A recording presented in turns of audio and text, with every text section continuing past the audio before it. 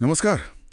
आज हम महाभारत के कुरुक्षेत्र युद्ध के 12वें दिन की घटनाओं पर बात करेंगे। हाँ, और इसमें खास तौर पर प्राग ज्योतिषपुर के राजा भगदत्त, उनके पतन की कहानी। बिल्कुल।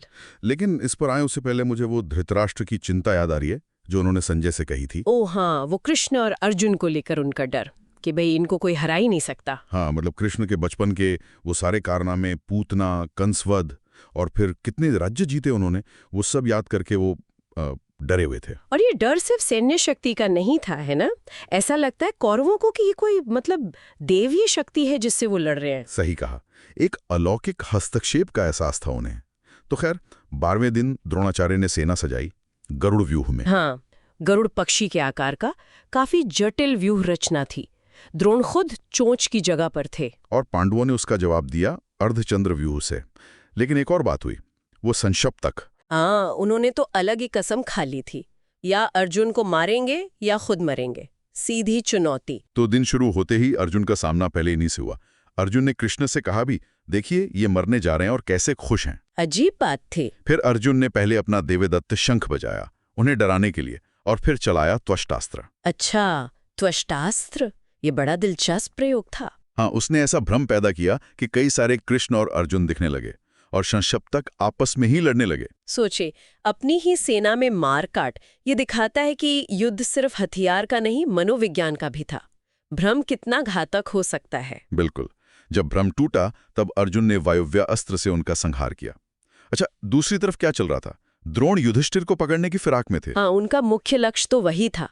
धृष्टद्युम्न ने उन्हें रोका, लेकिन द्रोण बहुत ताकतवर थे। उन्होंने युधिष्ठिर के रक्षक जैसे सत्यजीत और वृक उनको मार गिराया, तो युधिष्ठिर को पीछे हटना पड़ा। हाँ, उनकी सुरक्षा कमजोर पड़ गई थी। इसी बीच भीम का सामना हुआ दुर्योधन की हाथियों की सेना से।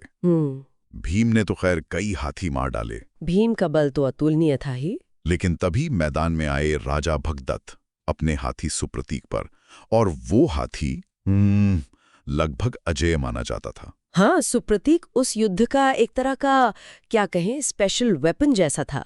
ये दिखाता है कि सिर्फ योद्धा नहीं, उनके वाहन भी कितने महत्वपूर्ण हैं। आते ही सुप्रतीक ने भीम का रथ कुचल दिया। भीम कूद गए और फिर गजब हुआ, वो हाथी के नीचे घुस गए और उसे अपनी भुजाओं से पीटने लगे। अरे बाप रे, हाथी से सीधे भिड़ गए। लेकिन सुप्रतीक भी बहुत ताकतवर था। उसने भीम को सूंड में लपेटा और फेंक दिया।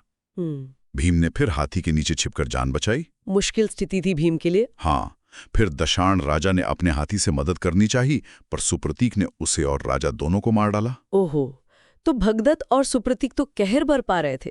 बिल्कुल।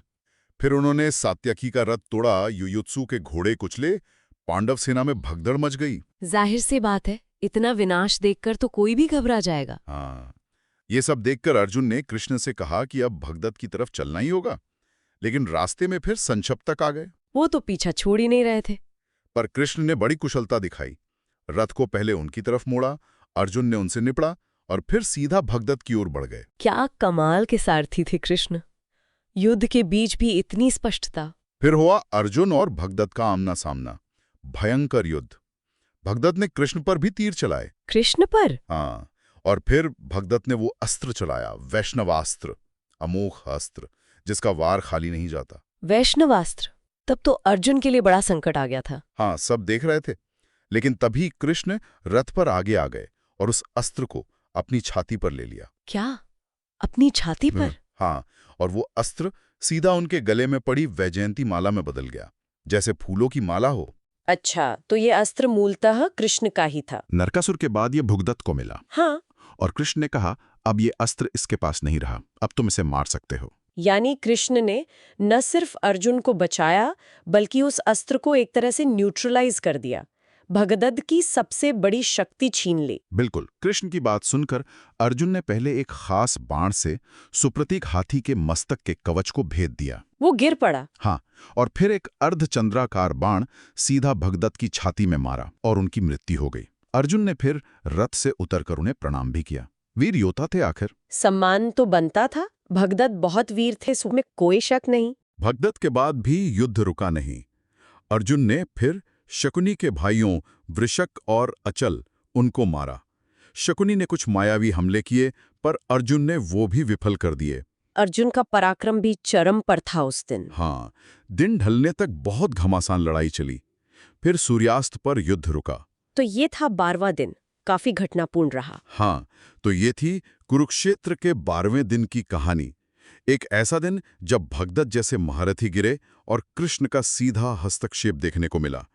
ये दिन अर्जुन के शौर्य के साथ साथ वो भाग्य और दैवीय इच्छा का जो ताना बाना है उसे भी दिखाता है। बिल्कुल।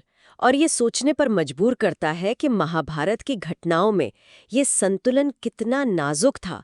व्यक्तिगत वीरता, किस्मत और फिर ईश्वरीय मदद का। बिल्कुल। भगदत्त का गिरना क्या सिर्फ अर्जुन के बाणों का नतीजा था, या कृष्ण के उस एक क्षण ने जब उन्होंने वैष्णवास्त्र रोका, उसी ने इतिहास बदल दिया? गहरा सवाल है। हाँ, इन पहलुओं पर विचार करना ही इस महाकाव्य की असली गहराइयों तक ले जाता है।